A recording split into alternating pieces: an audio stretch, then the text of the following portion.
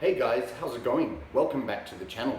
So first of all, as you may have noticed, no, you don't actually have a new host, it's still me. But yes, it's pretty obvious I got a haircut recently, so I know some of you are aware of that already. It's not that interesting really, but the main reason I decided to do that was because, as you know, I live in a very hot climate and it just got really irritating all the time. And also because I do a lot of running, at the same thing it gets tangled and in the way, so I thought short hair is more practical for this weather. It's good to, have time for a change as well, so that's why I decided to do it. I know there's always some people who say, oh, sell out man, or that ain't metal, but if it makes you feel better to think that, be my guest, but that's the reason. Anyway, we're not here to talk about my hair. It's a pretty boring topic. We're going to talk about some music. So this is a collection update today. These are some releases I bought recently in bits and bobs. So yeah, that will take me right through to all the new material. So I've got 2 vinyls and 2 CDs to talk about today. One of them is the odd one out, so I'm going to get started with that first, and the other 3 are in theme. So without further ado, let's begin. So first of all, I picked up Gorham Zest by Cannibal Corpse on vinyl. So if you've been watching my channel for a while, you'll know Cannibal Corpse is one of my favorite bands, and I've actually gone through my entire collection, CD collection of Cannibal Corpse. I already own this one on CD, of course, but the way it is with vinyl, sometimes you just like to pick up in vinyl format the albums that you really like. So yeah, I'll link the video where I've talked about my entire Cannibal Corpse collection, including this album, so I'm not going to say much today, but let me just say this, that I think this is one of the most underrated Cannibal Corpse albums, at least of the George Fisher era. Now, you don't really hear people saying that this is a bad album, but at the same time, you don't hear people talking about it a great deal. And I think it's a real shame just because it's an underrated gem. I remember when it first came out, though, I think I've mentioned this before, there was a series of albums, I think Bloodthirst and this one, they were the 2 in a row, where I did like those albums, but I didn't get into them all that much. But then many years later, they actually grew on me a lot, and they've become some of my favorite albums. So this is definitely one of them. Just brilliant. This one came out in 2002.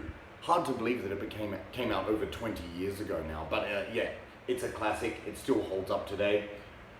What I like about this album is the fact that the band had become a well-oiled machine by this stage. Like, there's so much groove, they were just gelling so well as a band, and like there's a lot of blasting and a lot of fast sections, but also groovy, catchy sections, but it's just really creative, interesting songwriting, in my opinion. So yeah, I'll just go through the tracks quickly. You probably know them already, but it starts with Fast Blast Fest Savage Butchery, which is a great song.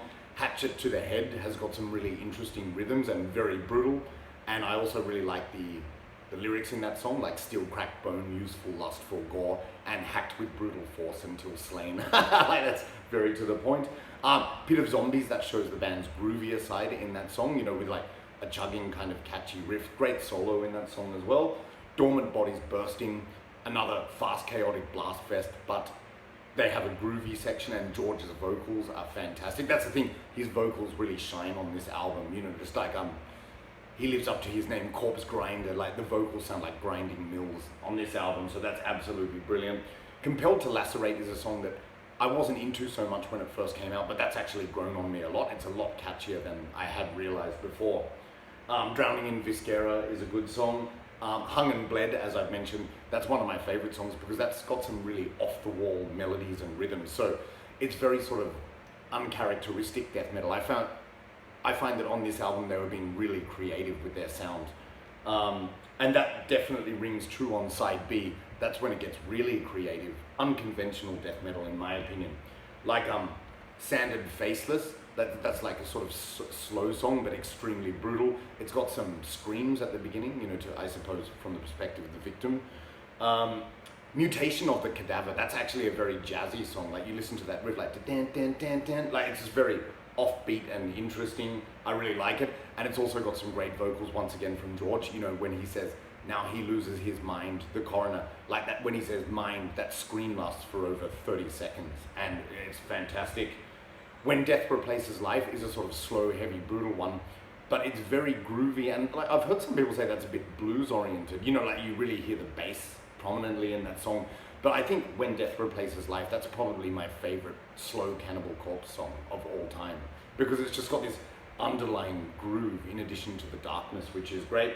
And then they finish with Grotesque, which is like a, you know, fast closer, you can say, fast and brutal, and great vocals in that song, you know, where he says, did I kill him, like repeatedly, the scream at the end, just great vocal performance from George. And then the album concludes with a cover of Metallica's No Remorse. Not a bad cover, but in my opinion, that's not a highlight of the album. I could live without that cover, honestly, but still good anyway. So yeah, this classic, I'm just glad to finally have it on vinyl because I think it's incredibly underrated. So just show you the front cover here, which is cool. The zombies ripping the victim apart and all the organs out. Front cover art by Vincent Locke again. Picture of the band here. So still the same members, except of course Pat O'Brien has now been replaced by Eric Rutan, the producer. And with this cover, you probably can't see it here, but it's on this kind of rough paper material. Yeah, which is kind of cool. And just show you the inner sleeve because it's quite nice. Goddamn fan blowing shit around.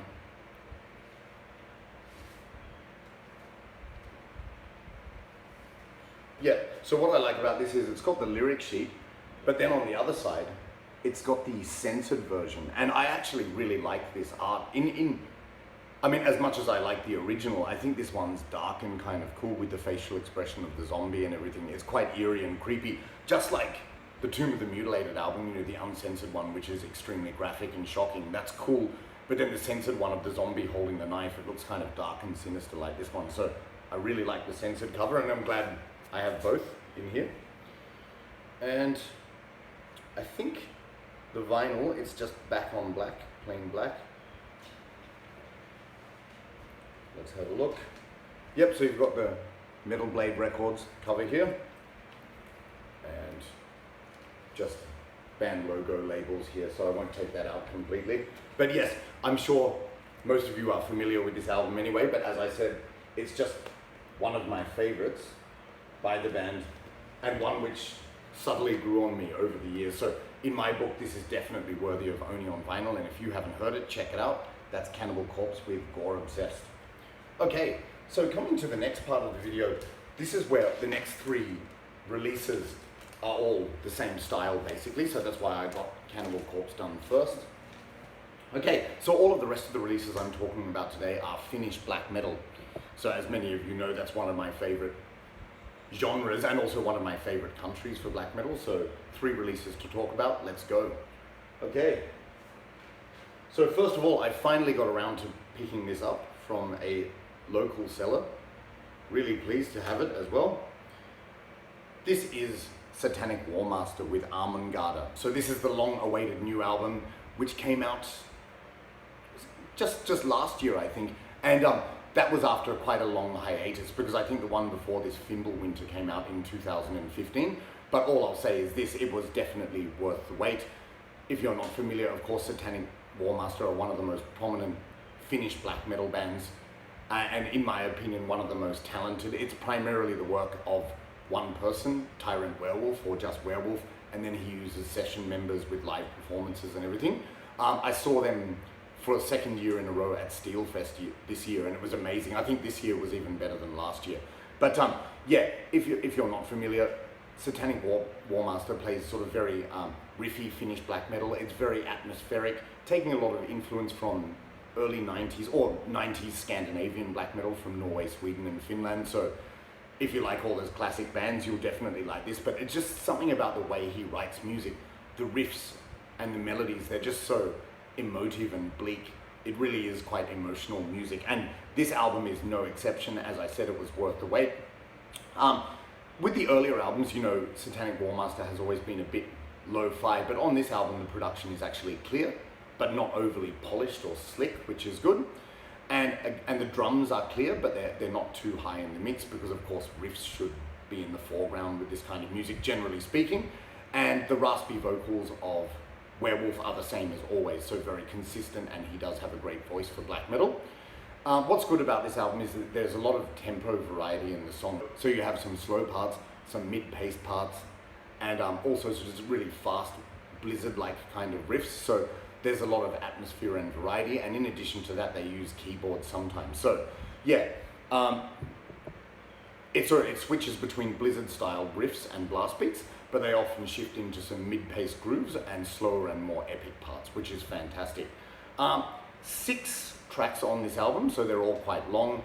The first one is Baphomet, which of course was released as a single, and I've talked about that before. And my favorite tracks on this, pretty much all of them, like there are no bad songs, but especially for me, track 2, which is called Duke's Ride. That's got a groovy mid-paced riff followed by an epic melodic riff with keyboards, and it also features a somber part with some acoustic guitars and neighing horse sounds. So in that sense, it's quite Bathory-esque, and no complaints there, because Bathory is epic black metal, of course. And then also, in some parts of the song, the mid-paced drumming section is accompanied by melodic pianos and epic synths, so it's quite a grandiose arrangement, that song. But yeah, that's probably my favorite song on the album, actually, track 2, Duke's Ride. Then you've got track 3 called Berserk Death. That's got more Blizzard riffs and epic keyboards, and fantastic drumming as always. Track 4 called The Eye of Satan. That's more of the same kind of thing again, but with different sounding riffs, of course. And also, later on in the song, there are some really interesting guitar melodies superimposed over the main riffs, which make it sound almost folky, but not excessively. And another one of my favorite tracks is track 6, Barbus X Armon. That's a slow track, and the reason I love this track is because it's like a reprise of the Satanic Warmaster song, Rotting Raven's Blood. Rotting Raven's Blood is my favorite Satanic Warmaster song. If I had to choose one, definitely. And you know, that was very inspired by early Burzum and that kind of thing. And in fact, this song actually has a kind of vibe of Dunkelheit from Burzum's Philosophem. And there's some dim synths in the background, just again like Burzum's Philosophem. So for those reasons, I really love that song as well. But yeah, 6 tracks, they're all good, there's no bad tracks, and it's definitely one of those albums that you listen to from beginning to end. So awesome stuff, and it was worth the 7 or 8 year wait. Now, the design is really cool as well. Nice colored disc for Armengarde. And as always, great artwork. All of the lyrics in a thick booklet. Again, I need to spend more time with these. I'm always one of those people, cool grim photo of werewolf there. I'm always one of those people, as should be the case, the music takes priority and then lyrics come later. Yep, and then just picture of werewolf on the back. So I'm not sure, I think with this one, did he record it all himself or as a band? Yeah, all music and lyrics by Werewolf. Yes, but he may have used session musicians, I don't know. But yeah, just if you just like epic, Nordic, Scandinavian style black metal, Satanic Warmaster, you just can't go wrong with it. Brilliant new album, that's Satanic Warmaster with Armengarde. Okay, now the last band I'm going to talk about, 2 releases. As most of you know, this is quite a controversial band, but as I've said countless times, it's probably very boring now. I like this band because of the music, not because of their political views. I'm not interested in those, nor do I support them. So you probably know who I'm talking about. But first of all, I got this one, the new release. This is Dopeman with What Once Was Shall Be Again. Yes. Okay, so it comes in this sort of colorful oil painting on the front. And yeah, this is the long-awaited new album. I'm not sure how many years it's been since their previous release, but I think it's been a few years break as well. But yeah, musically, this band is just such a brilliant band. It's sort of like, in some ways, it's a bit similar to Satanic Warmaster because it has the same tempo variety. So you have like the Blizzard's style tremolo fast riffs with the blast beat drumming and everything, but then they often shift into slow or mid-paced sections. And as I've said on countless occasions, this band is often very sort of like bouncy and folky and catchy. So it's that kind of music you could almost move or dance to it. And sometimes it sounds a bit jolly, but certainly not on this album. But it's just another quality release by Dopeman. So all of those features or characteristics of their music are present on this album. So, you know, it's got that tempo variety, the bleak riffs, the bouncy, catchy riffs as well. But in addition to that, as always with Dopeman, there are some unique features. So they include some very melodic, almost heavy metal styled guitar solos. So again, showing this great command over melody. And as usual, there are also the clean Viking vocals. You know, those Viking-esque sort of dirgy vocals, which they've done on previous albums. And actually the vocals are quite tuneful and melodic, which is good as well. And as always, there are also flutes and keyboards. So the only interesting thing with this album, there's no acoustic guitars, which they often include. So this is more of a full throttle, all guns blazing album, but it's absolutely brilliant. Like, again, there's 8 tracks and I don't dislike any of them. I can just listen to the whole album through, no problem, and then hit the play button again. But probably my favorite track is 3, which is called Breastfed by Reptiles. Great title. That's just got some really upbeat riffs. I also really like track 4, Flying on Torn Angel Wings. And my other favorite track is the title track, What Once Was. Yeah, which is folky with a lot of flutes and it's slow to mid-pace. So a lot of variety, a lot of interesting quality music on this album. So you can't go wrong with it. Picture of the band on the back. So as you know, this is mainly the project of Black Goat. Like, he usually writes and performs all the music, but they actually use a full band for this album. Interestingly, excuse me. Yeah, interestingly, he usually plays guitars on albums, but on this one he does drums and vocals, so he's a multi-instrumentalist. Just show you the disc, which is cool logo, as always. And the front cover there, all of the lyrics, and a picture of a glowing, burning church on the inside. It's interesting because, as I said, this band is sort of, they have very far-right political views, but, you know, the good news for me is that there's no fascist lyrics in this album, which is good, except for perhaps the last track, Protector of the North. There are some sort of obscure references to it. But yeah, as I said, I'm not interested in politics and I don't think they should be mixed with music. That's just my opinion. But yeah, even though I don't support the political views of this band, I really like the music and it's another fantastic album. So if the title is referring to what I think is being portrayed in the artwork, I certainly hope not. Who wants to live under a cruel, barbaric, oppressive regime which enslaves and kills people and there's no freedom whatsoever? I certainly hope not. Yeah. So anyway, great album though musically, the new Goat Moon album. This is Goat Moon with What Once Was, Shall Be Again. All right.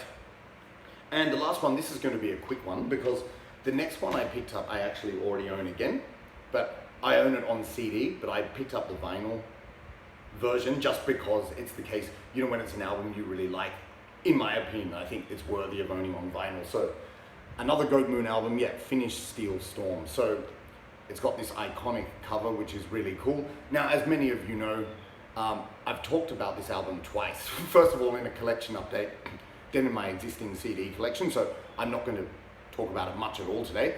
But once again, it's just atmospheric, bouncy, catchy, folky black metal with clean vocals again, flutes, keyboards, and just some really sort of melodic, bouncy, catchy song arrangements. So, as I've said before, I can't even choose a favorite track on this album because they are all just so good. But it's just varied, it's melodic, it's atmospheric, and there's a lot of interesting elements with the keyboards, acoustic guitars, and the bouncy rhythms. So absolutely fantastic.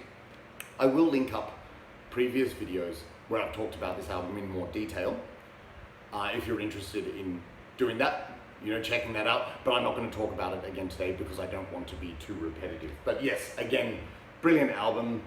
Yeah, Alone is a good one. That's the one with a kind of jolly melody. And also, what's the other one I like? Immortals Winter. But like, they're all really good songs. Yeah. Yeah, just a shame about some of the lyrics on this album, in my opinion. But as always is the case, it's the music that comes first. So yeah, picture of Black Goat and all the song titles on the back. And this one, it didn't come with an insert or anything, very basic, which is good. Sometimes you just don't want too many contents, but it's just come on this nice dark blue vinyl with a label there. And of course, this one, which is also featured on other albums, very cool. Yeah, on the vinyl version, I have a Variot. It's got the same label, so that's cool. Yeah, with this one, you got to choose. It was either black. The options I was given, like black, gold, red, or blue. And I just thought, no, actually there wasn't red, but I just thought blue is the best option for me. But yeah, just in case, like I said, if there are certain albums you really like, I feel they're worthy of owning on vinyl because vinyl has better sound quality. So yes, classic Finnish black metal album. Check it out if you haven't. That's Dopeman with Finnish Steel Storm. All right. Wow, guys, so that's only 20 minutes. I'm quite surprised considering the amount of releases I had to talk about. So hopefully you made it this far, and thanks for watching if you did. I'm going to be back soon because I also entered a VC contest thread for, I always forget the name, Mega Jeff's Hard Rock Vinyl. I've already recorded that one, so I will upload that one shortly after this. And then I saw Mark G with a C, congratulations, reached 2,000 subscribers. So I think he's got some giveaways, so I'll look into that as well. But in any event, I will be back, but I'm not sure how soon because I do have a few things coming up, you know, family visiting and some errands to run, but that's why I got one in today. But I shouldn't be too long with the next video. So, and as I said, I've already got one pre-recorded, so more stuff to come in the near future. So thanks a lot, guys, for watching. Thanks very much for your support of the channel. If you like the video and you haven't subscribed yet, please consider subscribing. I'd really appreciate the support. And in the meantime, take care, and I'll talk to you soon. Cheers.